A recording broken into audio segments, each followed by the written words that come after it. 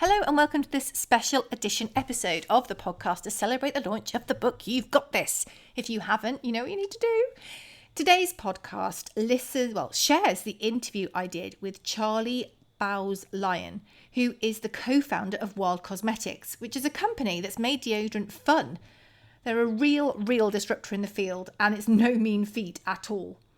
Initially, it was really difficult for the team to get investment because it's tricky to get excited about a product that you don't really understand the full scope of it, because the team weren't interested in taking on a market that existed. They wanted to create a whole new one. Charlie and his co-founder, Freddie Ward, knew that they were onto something because sustainability was increasingly important to so many people, and the bathroom was a place where change could happen. Since this point, Wild has launched a huge number of amazing smelling deodorants and has now expanded more into the bathroom product line. There has been an awful lot to get to where they are now, and I think you're going to love this podcast. Thank you so much for saying you'd speak to me. If it's okay, could you, obviously I know about Wild. I actually smell of Wild today. I am fresh cotton today, which is a brilliant product. Yeah. So how did you, obviously you were real kind of game changers in the space of the more sustainable bathroom product, because I know you've now moved into shower gels and all sorts. So how did you get to that realization that this is what people needed, and also what they'd buy into? Because it's a complete change of habit as well, isn't it? Yeah, so I think there was a couple of different things. So before Wild, I was working as a consultant for a business called Nest Performance, and we were essentially working with many of the kind of well-known startups, from Harry's to Deliveroo across London and Berlin, and I think we began to see that companies that took a sort of more sustainable approach to whatever it was they were trying to sell were beginning to get more traction, and like there were more and more of them.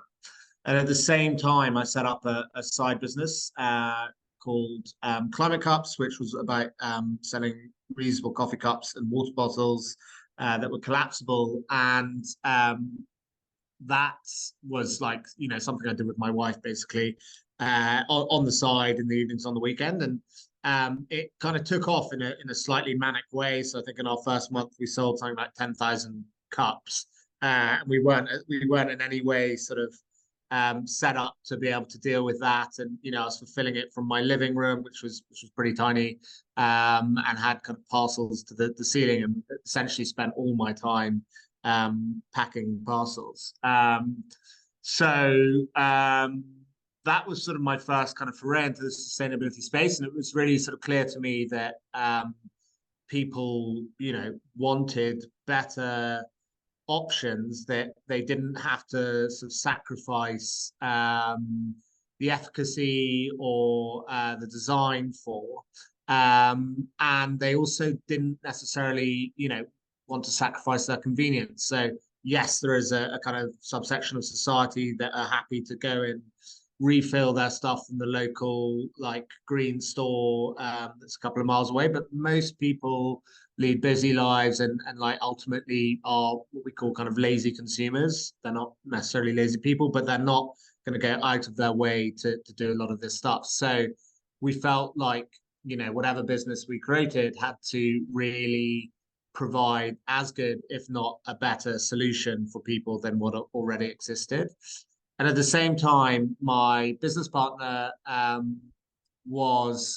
been at HelloFresh for the last 6 years, basically from conception to where it was at that point. And he was sort of coming to the end of his time there. And similarly, he'd noticed, I think that, within their CS, for example, inquiries started to become much more about excess packaging, about how things were delivered to them, whereas in the early years no one had ever kind of asked anything about that. And it sort of coincided with Blue Planet 2 and supermarkets starting to think about charging for plastic bags. So clearly there was sentiment and will for change, but what what was like clearly lacking as well was that there weren't good products really that people would want to buy despite the fact that it was sustainable, and that was our aim. So we looked at lots of different spaces. We looked at kind of sustainable fashion. We looked at the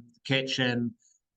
Felt that the kitchen was already pretty busy, that neither of us had any good fashion sense, so it probably wasn't a good idea.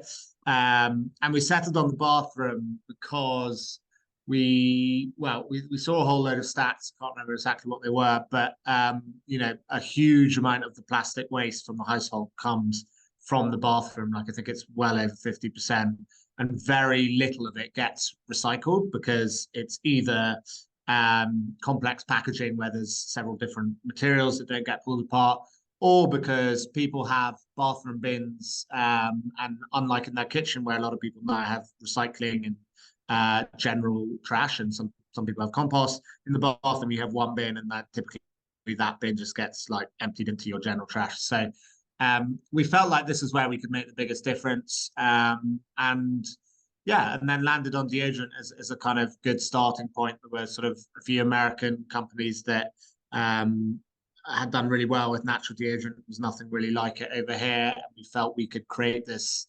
sustainable packaging that was like genuinely innovative, genuinely a game changer, and hopefully it would be something people wanted, which luckily for us it was. It's quite daunting going into something that, although it was established in America, in the UK, it was firstly having to educate people completely differently. Also, women's deodorant particularly is not the most exciting product. Generally, you don't see a whole lot of exciting ads or cool ads for women's deodorant on the telly. Few more for men, but not very many for women. So you're kind of trying to get into a market where people are very established that isn't that much, it isn't talked about a whole lot. How did that feel? So I think that was like one of the big opportunities that we identified. Like, we were well aware that deodorant is probably the most boring product in the bathroom.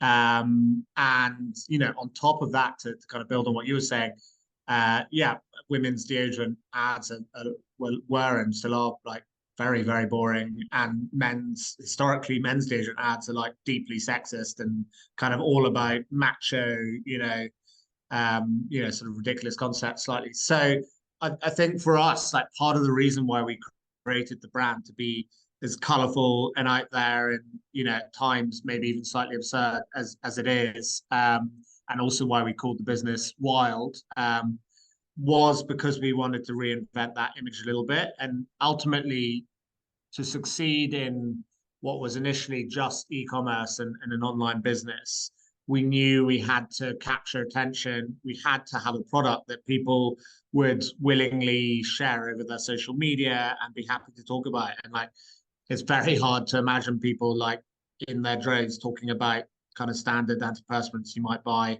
on social media because, they would bore their audience. So that's sort of why we did what we did. And, and very early on, we kind of often had sort of 50 different people organically sharing their deodorant and tagging us on Instagram online, because it was so, I suppose, novel and colorful and completely different to basically what already existed. And it works because I think, again, if you're bringing out something completely new, I know deodorant's not a new concept, but natural, ticking so many boxes, if it didn't work, it doesn't matter how beautiful the packaging is, it's going to flop, isn't it? Exactly, yeah. So efficacy is like always going to be the single most important thing, as you say. Like, it doesn't matter how sustainable your product is. If no one buys it because it doesn't work, then ultimately you're not going to be a very good business. So I think we initially, so when we first started before launching, we spent about a year. We went through about 30 different iterations of deodorant. Most of them didn't work. Some of them gave us rashes. Tended to always smell bad. Luckily it was no, it wasn't quite COVID, but I think probably a lot of people pointed out that we didn't smell good a lot of the time. But luckily we weren't the kind of first company to like crack natural deodorant. I think historically lots of there'd been lots of companies that didn't work, but within the 5 years before us, there'd been a couple of companies, particularly in the US that I mentioned, that had, sorted a natural formula that really did work. And so we had a sort of grind zero to work off, and then find our own set of ingredients that we wanted to use. And yeah, we got to the point where we kind of felt like it was good enough. It was working for at least 24 hours. And, we continue to iterate that today. We've probably gone through 5 or 6 new versions of deodorants since launching. And are always looking for ways that we can improve it and improve the quality of ingredients and also the sustainability of the ingredients that we use. So it's a never-ending thing, but yeah, efficacy is kind of everything on a deodorant. Obviously, if it doesn't work, then you're in trouble. So when you kind of got the right product, you tested the product, how did you launch? Did you go absolutely all in? Did you have it as a side business that you grew? How did you do that? So we had, well, there's a bit of backstory. So we had tried to raise initially some money from VCs before we had the product. And we went to pretty much every VC and got rejected, and found it really, really tough. There was a couple who sort of got close, but ultimately most of them ended up looking at like the size of the natural deodorant market in the UK, which was in total about £5 million, and said, even if you took 100% of this, you're never going to be a massive business. And what we, I guess, struggled to get across, or what they weren't willing to hear, was that we weren't trying to take market share. We were trying to create a new market and appeal to, the general public, to try our product, see that it, was just as good as the antiperspirant they were using, and as a bonus on top, hopefully looked better and was sustainable as well. And so that first attempt at fundraising really kind of went up in flames. And we then, to get the amount of funding that we initially had, which was £500,000, to launch with the product that you see today, we had to launch an off-the-shelf natural deodorant, to basically get some numbers on the board and prove that we could sell stuff and we knew what we were doing within the kind of business realms. And so I think we sold about 100 grand of that product, which was a terrible product, but showed that we could do it, and it was a start. And actually, a lot of those early customers are still our best customers now, because they've been on the journey with us. And those numbers kind of acted as proof that we were onto something. And we then raised an angel round. It all took about 6 months to raise the money in the end. That then led us to the point that we launched in April 2020. So it was a pretty long process, basically, to get to that. And then for the launch itself, COVID, it was the same month that everyone got locked down for COVID, which was good and bad. So bad from a sort of supplier point of view. A lot of suppliers disappeared overnight. We were the least of their priorities, being a kind of very small business. And so we really sort of struggled to get ingredients, and make the product, basically. But on the flip side, everyone was at home on Facebook or Instagram or TikTok or whatever. So we had a perfect marketing opportunity, where generally across e-commerce, marketing became much cheaper. And that, I think that really helped us get off the ground. We've done a lot of organic marketing in the lead up as well, kind of going into forums, onto Facebook groups, just talking about what we were trying to do and trying to sort of build a bit of a list of potentially interested people. And yeah, that sort of led us, I suppose, to the launch, which kind of kicked off. We did a pre-launch for a month, where we did 100K of sales, and then first month of actually being live, we did 100K as well. So we had 200K essentially of product going out the door in the first month, which I think it took us maybe 6 or 7 months to actually catch up with making enough deodorant for the amount of orders we were doing. So it was a pretty exciting but quite stressful time. When you went out for investment, and a lot of people were like, no, don't get it.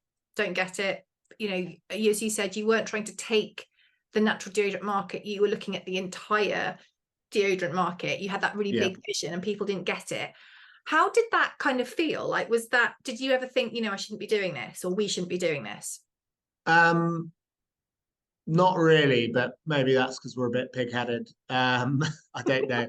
I think like we felt quite strongly that the idea was good and that we could make it work. And we had done some sort of basic consumer testing. We'd started to sort of build some engagement online. Like people were reacting well to it. So we had confidence that that our idea was good. And we also knew that the product as a whole, like if we got it to where we wanted it to be, could work really well. And the natural side of it is something that people do want. Using ingredients that people have actually heard of and can would put in food, rather than the typical ingredients of an antiperspirant, which no one really understands what any of it means. And so I think we believed in it. I think there were times when we were like, God, are we ever gonna like manage to raise the money that we need? And like we had a very, very small amount of money that we were bootstrapped with and couldn't really afford to go on without salaries for very long at all. So felt quite high pressured. And there were a couple of times in particular where we thought, like maybe naively, that we were about to get investment from someone, and they'd led us like pretty far down their path of due diligence and stuff, and then ended up saying no. And that was like a real sort of kick in the teeth. But ultimately, I think, it's probably made us more passionate about what we were going after, and it gave us that drive, and also, massively helped build up our networks. I think between us, we knew literally no angel investors at all. So we had to basically go out into this market, like try and meet someone and ask anyone we knew for any introductions. And then everyone we met, we said, please, can you introduce us to two other angel investors that so that we can try and expand our markets. And eventually we, I think we had like 15 angel investors that made up that first round. So yeah, it was, I think, we had the energy for it, and that's why we were able to kind of to do it. I think if I had to do it again now and it was the same, I'd probably really struggle. But at that point in time, it was good, and we were kind of hungry to make it work. Would you say that the investment side was the biggest kind of block along your journey to date? I'd say it was the most frustrating part of the journey. That initial investment cycle was the most frustrating part of the journey to date. Purely because, like with anything, if you're trying to persuade someone of your point of view and no one is getting it, it can feel very frustrating. Since that round, pretty much all of our investment rounds have actually been like pretty easy. And direct contrast to that first round, we did our second round 1 year later, not even 1 year later. And it took a month, and some of the VCs that said no the first time came in, and it was super, super quick. Because we had that early traction, we had the numbers, and people, and we had the product, like people started to actually get it, and understand what we were trying to do a bit better. So, and I think we evolved a lot as well. Like you could imagine, the decks we probably had initially weren't that sexy, or maybe we weren't selling ourselves in the right way. I don't know, but I think probably that first bit was tough. But since then, it's been like we've probably been really fortunate to have choice and a bit more freedom to go after the kind of deals and partners that we want, rather than having to take what we can get. Sure. One of the things I've talked about in the book is the importance of like finding a tribe, developing a tribe and a community around you. And I think that anyone who knows the Wild brand will say that you have an amazing tribe of people, not just normal people, but also quite high profile people who actively promote your product on their social media, as well as those that tell friends about it. Do you think that is important?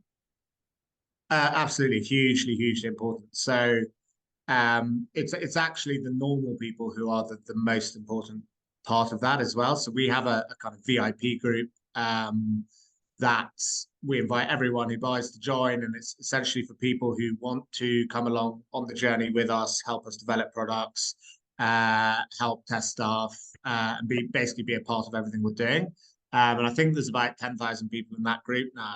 And what it means for us as a business is every single thing we launch, whether it's a scent or a case or a new product, we basically get their opinion on it, and we can put out a survey saying, what color case we launch, or like which of these patterns do you like the most, or which of these scents should we do for Halloween, and we will get like 1,000 replies within 10 minutes. And that level of data is like, I think it's so valuable. And we benchmark. I think the danger is you get this like siloed group of serious wild enthusiasts, and you start to like listen to your own internal drum a bit much. But what we do to try and offset that is test against like non-wild customers who aren't in that group, and make sure that the answers are roughly lining up, which they hugely do. But having that group has meant, in particular this year, that we've really been able to like improve our launches, find out what people actually want when it comes to scents, and then we put a bit of our own gut feel in there too. Like sometimes you don't know what you haven't heard of or don't yet have, so we do the odd kind of crazy thing when it comes to a scent that people might not think that they'd be interested in. And then we also do stuff that, maybe tries to appeal to kind of new customers. But generally speaking, a lot of our like product development is now based off, that group of people helping us decide what it is they want, which is invaluable. Definitely.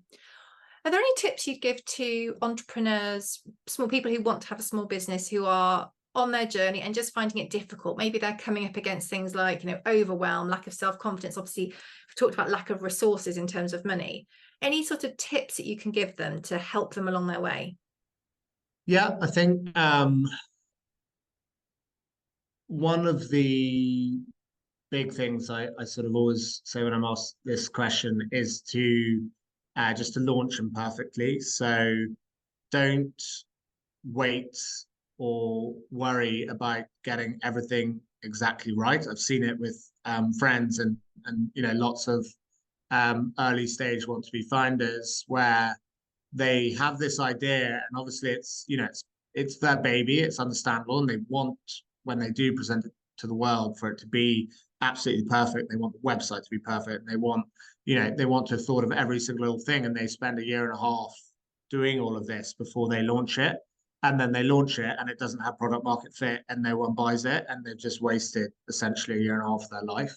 And I think like the best thing you can do is get to that minimal viable product and get it out there and get the feedback, because most of the time, even if you don't have product market fit, you probably have something that's like not that far off, and it might need some tweaks, or you might need to change a few parts of it. But ultimately, until you get that actual genuine feedback that isn't just from friends and family, because they're always going to be nicer to you than the general public, till you get that, you can't really start to evolve your product, which is kind of so important. And then I think also startups and being a founder isn't for everyone. I think it's probably for a lot more people than people realize, but it's not for everyone. And if you're not sure, sometimes the best thing to do is go and spend a bit of time in someone else's startup, like especially if it's a small startup.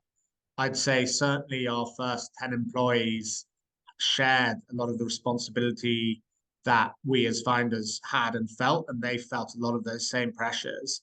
And most of the people we had at that point like thrived in that setting, and like I'm convinced they could all go off and find their own businesses now without any problem whatsoever.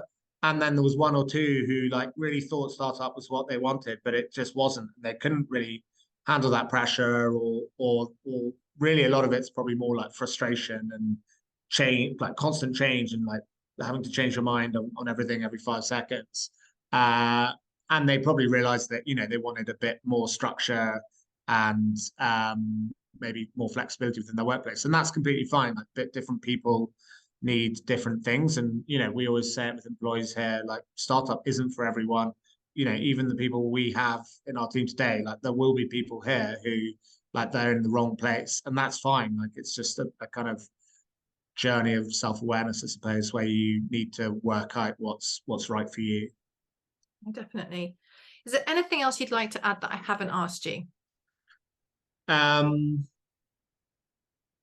to think now. Put you on the spot. Yeah, not really. I think, like, a lot of it's about perseverance. If you feel like you've got a good idea and you have a really good gut feel about something, trust your gut, even if no one else gets it or understands it.